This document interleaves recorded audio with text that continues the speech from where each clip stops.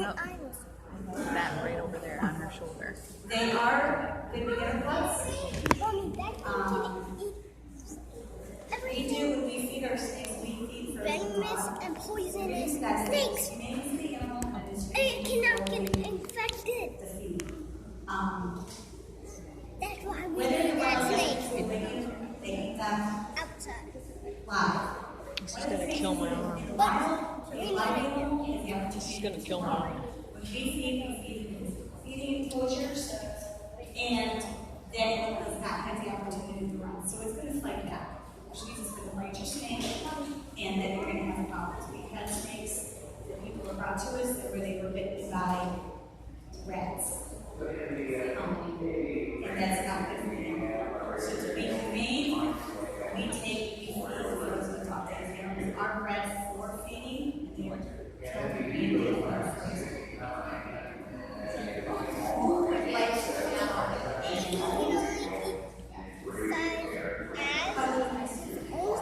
Or big or smaller. I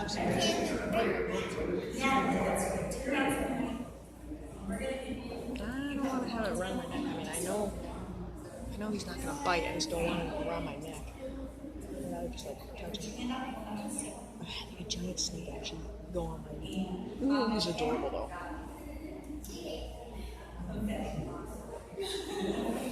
Actually, that was a cheater. There you go. Now, what does he feel like? Well, that's what My arm is dying. My arm is slowly dying. No, because I need this for my YouTube. I have a YouTube channel.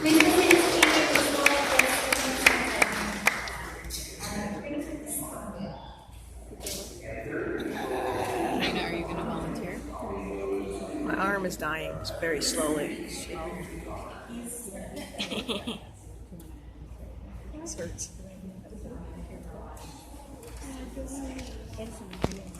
Right?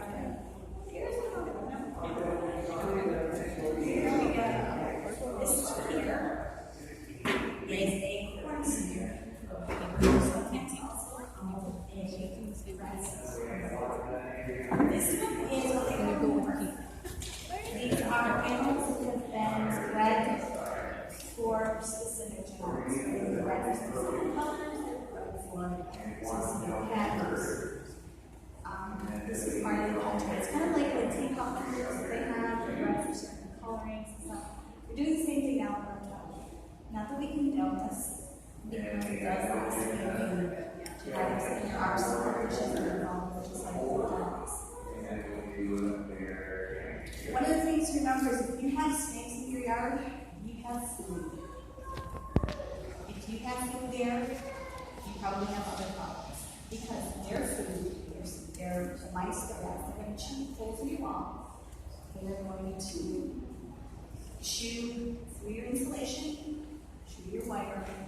They're going to leave their business behind, which carries disease and germs. Now here's the thing, this little guy's going to come through the holes in your wall. They're going to follow that stuff. They're going to eat the critter, leave all the disease and germ behind, and all the destruction, and they're going to leave. They're not going to destroy your house. So please remember, if you find snakes in your yard, please just take a walk away. There are rattlesnakes here. We don't have any like this. There's some few places in New York State that have rattlesnakes. One of them is in the Cicero Swamp, or they call it Rattlesnake Gulch. And there's one in the southern tier, and there's the timber rattlers in the Adirondacks. One of the things to remember with these guys is that when they're in the yard and they're out basking in the sun, we were probably 2,000 times their size. When you come running through their field, they're going to get defensive. Think about it. If you're laying out in your yard with the sun, basking in the sun, and somebody with a big elephant is stopping through there, we're going to get defensive. You want to defend yourself, you want to protect yourself. And that's all these guys are doing, just defend you, protect for yourself. Yeah.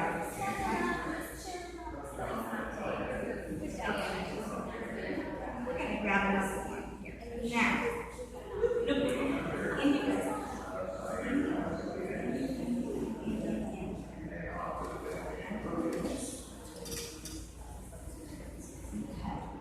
Now, the next one I'm going to talk about is a python. Oh God. Okay? Okay. Now, everybody's going to python. Okay. Oh dear God. These guys make a beginner customer along with the rest of these. Freaking video grain. Okay. The other thing is these guys are. First of all, my question would be, who thinks this is full grown? Or does it have a lot of learning to it? And it is. Who thinks it's full grown? Has a lot of growing to it. It has a little bit of growth to it. Okay? This one is almost full grown. So these don't get much bigger. And everybody goes on python. Okay? But you're all hearing stories of videos about the various pythons and particular pythons on other blades. There's big species down there. Those do get much bigger. But I guess I have a question to ask all the kids. Do you believe everything you see on TV? No. Okay. Do you believe everything that you read on the internet? Okay. That's good because you know what they're telling you that down there they got the pythons that are used to the other boys. A little funny story. There was a gentleman 3 years ago that needed to get some pictures about There's a good squirrel. for a research project that he was doing under IDB. He spent 2 weeks down there in Florida researching one and could not find a python at all. Do you have pictures of this python? In the front yard of the house. He had 2 of them, and he put them out, and he sat there in the front yard and took all the pictures that he. Now he spent 2 weeks with Fish and Wildlife, going looking for these guys other places you could think of, and was not able to find them. So yes, they are invasive down here. Yes, they are. People are releasing them in the wild, but they are not as out there as to everybody we had about these names now.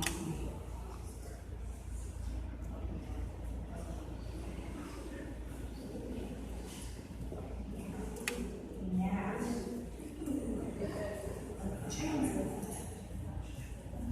we're going to do the diamond.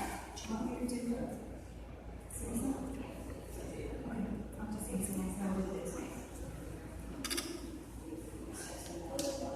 Oh God.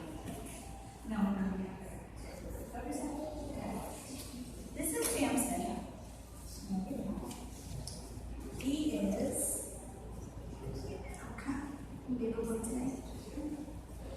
Of course. So they can understand when you hear us talking to the animals and asking if they're going to be a good boy, it's because they're like toddlers with sharp claws and sharp teeth. And very young. This is Samson. Samson is a green one. Samson is one of those animals that we love dearly, but he is probably one of, I'm going to say, Diana's biggest pet peeves in the pet trade. And that is because when you go into the pet store is going to sell you this animal this big. Cute little lizard, little green lizard. Okay?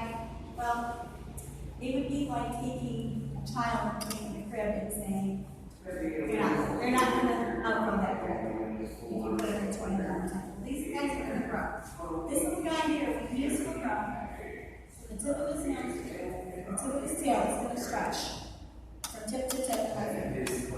He will be about 5 to 5.5 feet long. He does, like she said, he does have razor sharp claws, razor sharp nails, and a razor sharp tail. He is a vegetarian. So you're fixing those big salads that you like, that's what he's looking for. And I tell you, this little guy here loves his meats. He'd rather eat meat, and I have to cut the other stuff down, small, so it lets me in with the lettuce when I feed him, because he will pick all the stuff he does not like.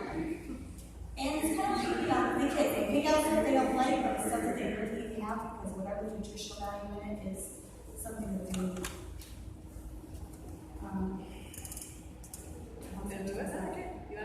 We're going to move over to the turtles and tortoises while she goes ahead and puts Samson away.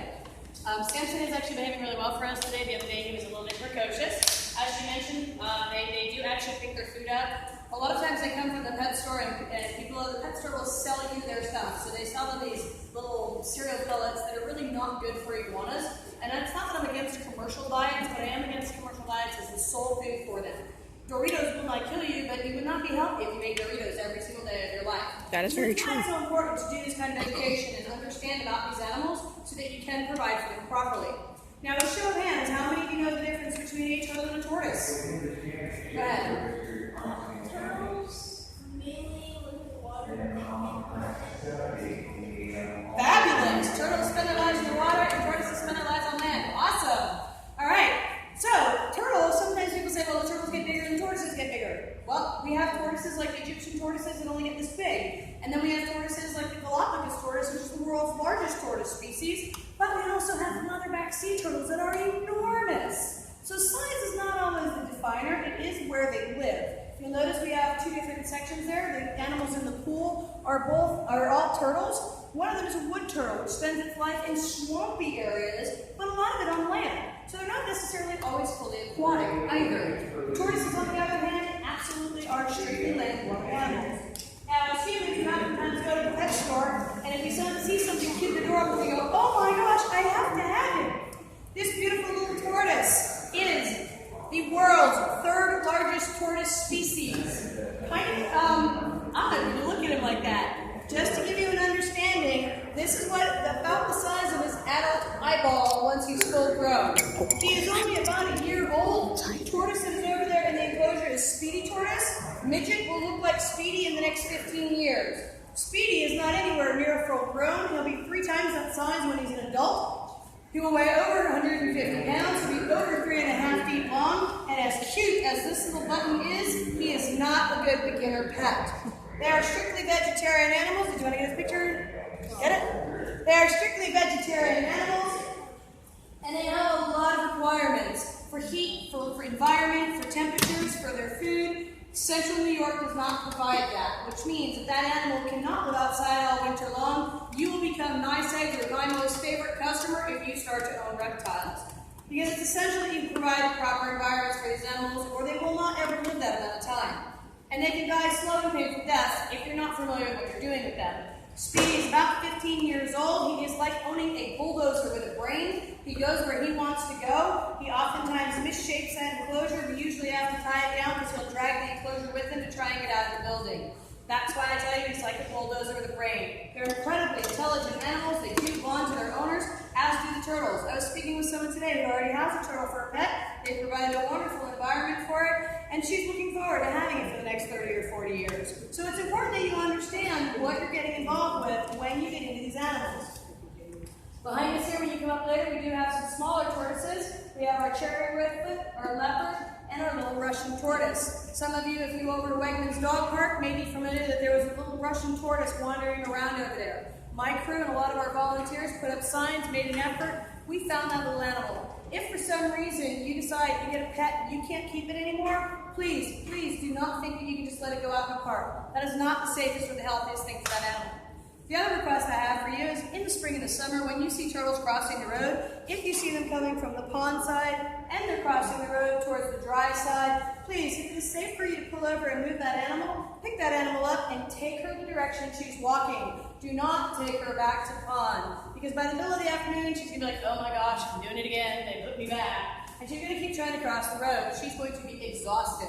It is important for the turtles to be able to get away from the pond and lay their eggs someplace nice and dry. Otherwise, if you get a lot of rain and the pond levels rise, it will drown her eggs. If you find her in the middle of the afternoon, really slowly dragging herself back across the road, moms, you will appreciate this. Dads who have stood by to watch this, you will understand.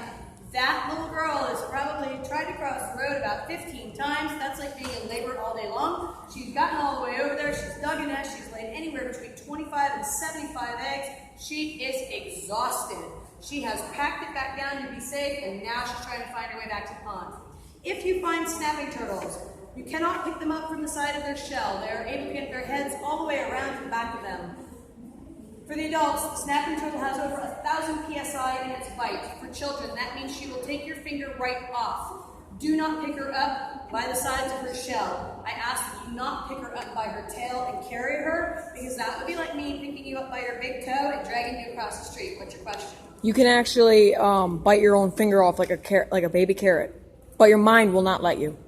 That's an interesting tidbit. I will never try it, just to let you know. I'm just saying. So, if you do have to pick her up by her tail, what I do if I need to move them is I grab them by the tail, I lift them a little bit off the ground, slide my hand underneath because she can't bite my hand underneath, and I pick her up like a hamburger patty, and I take her across the road. If it's one of those big girls, she's probably 40 or 50 years old, and it breaks my heart to see when they've been run over. We typically travel all spring and summer with totes like this, or the Rubbermaid totes, because there have been more than enough times I have pulled over, stuck that tote in front of her, shoved her in the tote, and dragged the tote across the road. Please only do this if it's safe for you. If you find them in your yard, let her do her work. She will wander off on her own. Just leave her be. If you see where she's buried her nest, one of the coolest things you can do is take a set of 2x4s, make a little square, cover it with screen, put it right over that nest, and put a rock on it. That way, raccoons and squirrels can't get into the nest, and in about 10 weeks, your kids can watch all your adorable little snapping turtles come out of the nest. Please, at that time, pick them up and take them to the body of water. People often say to me, oh, I rescued a turtle. I go, really cool, where'd you put it? And they're like, oh, it's in my living room. That's not rescue. I can't go to the park and see your child playing and go, oh, look, why don't you come home with me? I'm going to lock you in the bedroom. I didn't rescue your child from the park. I kidnapped them. So if you do find turtles out on the road, unless they are seriously injured, in which case we ask you to contact a veterinarian, contact a wildlife rehabber, or contact someone like myself so I can get it to a wildlife rehabber, please do not take those animals home and try and take care of them yourselves. Who else do we got? Everybody else, right? Alright, so I am going to need like 6 volunteers that want to come up and hang out with a snake. Who has not been up? Someone who hasn't been up. Okay, these 2 young ladies, this young man. How about these 2 young ladies? How about this youngster? Hang on one second. If I don't get you up here, we will let you hold snakes afterwards too. I just have to see. Should you come up? I just have to kind of see how many we have, because putting 5 adults together and 8 kids together kind of works out some of the same way. Alright, wait, come over here. We're going to put these taller children over here. Stay right there. Taller children are going to come here. How about you 2 come down here? Nope, you're staying over here. You're going to the very end, sir. Alright, how about this young lady? Come on up here. And this is a great social experiment because I love to put a bunch of people who don't know anybody next to each other and see how much they can stand side by side and smile. You're going to stand really close together. We're going to take you and stick you right in here. And the reason I do this is because my snake is not a roller coaster. She's just a snake. It's alright. Alright, stand side by side. You're going to put your arms up like this. We're going to actually have you guys turn your shoulders just a little bit. Turn your shoulders just a little bit. I can only try to 6-foot snake, 6 feet, so bear with me. Oh, goodness. This beautiful girl is a Colombian red-tailed boa constrictor. I'm going to talk a little bit about this. Are you feeling nice and strong today? Hold on to her tail really tight because she's going to decide that she does not want to stay there for the picture. Hold on really tight. Got her? All right. I need you guys. She's slimy. We're going to step a little closer. Step a little closer. Step a little closer. All right, ready? Ready? We're going to try to give her a massage. Massage her back. So come this way with us. Massage. There you go. Everybody look up and smile. All right, now, is she slimy? Yes. Are you sure? She doesn't feel kind of like a basketball? Is she trying to hurt you? Put your hands this way. All right, do you guys feel like you're in danger? All right, what I need you to do is give your biggest danger smile to everybody out there and be like, oh, I'm in danger. The reason I like to do this is because everybody meets my big snakes and they automatically think something dangerous is going to happen. No. And if you look at these beautiful children and all their smiles and they're hanging out with my snakes, the biggest problem here is that that youngster's trying to hang on to her tail so she doesn't come this way and they can also hold the snake. All right, can we have a round of applause for our volunteers? You guys volunteers for my perfect hand. All right, I'm going to tell you a couple more things about our big, beautiful girl. If I tell you I own a dog, do you have any idea what kind of dog I own? No. Okay. When I tell you I own a python, or I tell you I own a boa constrictor, I'm giving you the exact same amount of information as when I tell you that I own a dog. I can own a Chihuahua, or I can own a St. Bernard. The smallest of the boa species is the sand boa. She gets about 12 to 18 inches long. That's full grown. The largest of the boa species is actually the red-tailed boas or the anacondas. Same thing in the pythons. Janet brought out our ball python earlier. They're the smaller of the python species as opposed to the big Burmese pythons. Now, this animal is large enough to kill me if she really wanted to. Can I borrow you for 1 second? Can you just stand up and shake my hand? I promise I'm not going to make you do a mistake. What's your name? Craig. Craig has a nice firm handshake here. Craig has teeth in his mouth, and Craig has got nice strong arms. If Craig wanted to kill me, he could wrap his hands around my throat and probably choke me to death in 30 to 45 seconds, right? Now that I shook your hand, are you going to do anything to hurt me? Absolutely not. And now that I shook your hand, are you going to bite me? So he All says. right, can we have a round of So applause he for says. Craig?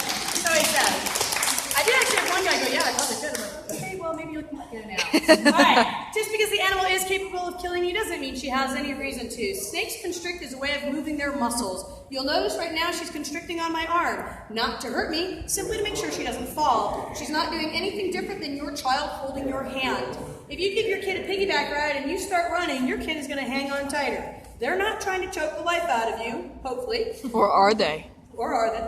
But who's his parent? I'm just curious. Are you here? He's like my kid. I'm here with her. You're gonna have so much fun with him. I don't want to date you like that. She's not my dad. She's not my mom. All right. So Crap. what I want you to understand is just because she can doesn't mean she has to. The reason snakes bite is for two reasons. It's been coming up on the thing. They bite to protect themselves and they bite to grab onto their food. When you don't have arms or legs to grab it, you only have your mouth. That's the only choice they have.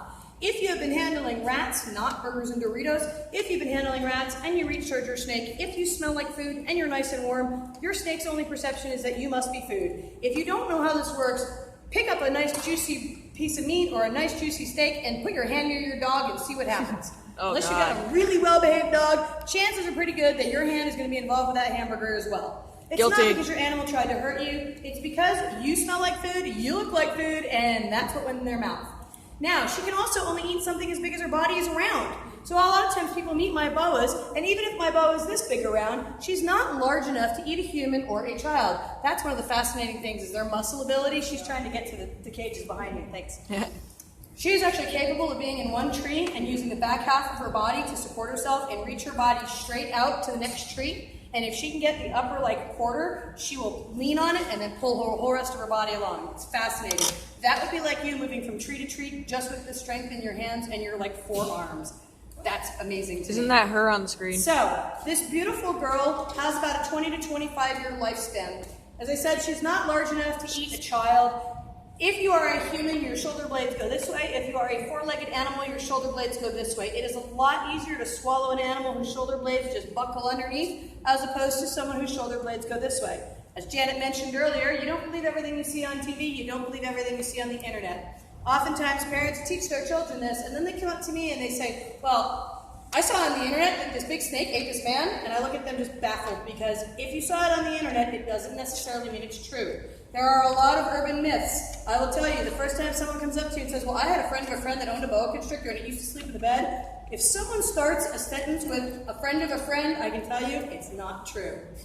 I asked that after you've met my beautiful animals today, between Janet and I, sharing information with you, that the next time you see these creatures out in the wild, the next time someone says something to you about how dangerous or scary they are, take a moment to use your common sense and be like, hey, wait, I saw something different. Now, you can come up and pet my snakes and have amazing experiences with them.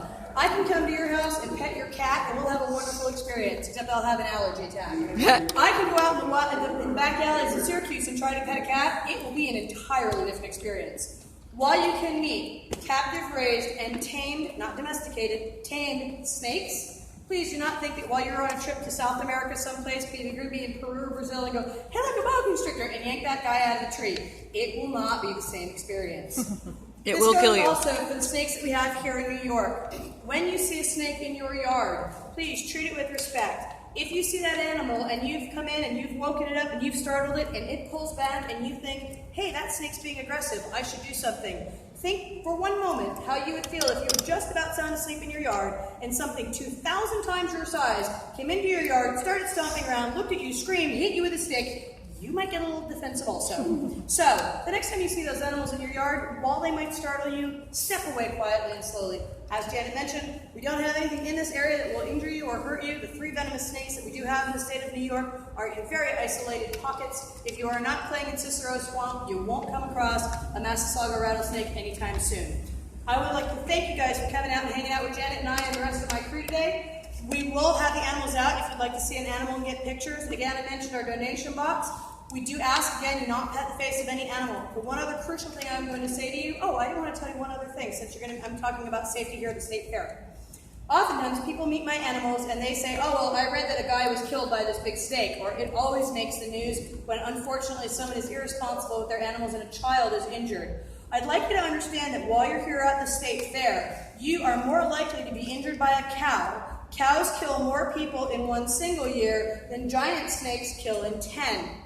In addition to that, the most dangerous thing here at the state fair, aside from the other humans, are the Pepsi machines. You are more likely to be killed or injured by a falling soda machine than you are by a cow or a snake. So, while you're walking around and you're trying to keep yourself hydrated, just stay 2 steps to the left of the soda machine. Go ahead and pick up your water from the vendors out there. Please stay hydrated. Please stay cool. The Expo Center is got nothing in it except for an ice skating rink, but it's beautifully air conditioned. So go hang out there if you need to cool your bodies down. Make sure you're doing lots of drinking. Wash your hands if you're interacting with animals. And please have a very safe and healthy day while you're here at the state fair. Thank you guys so much for your time.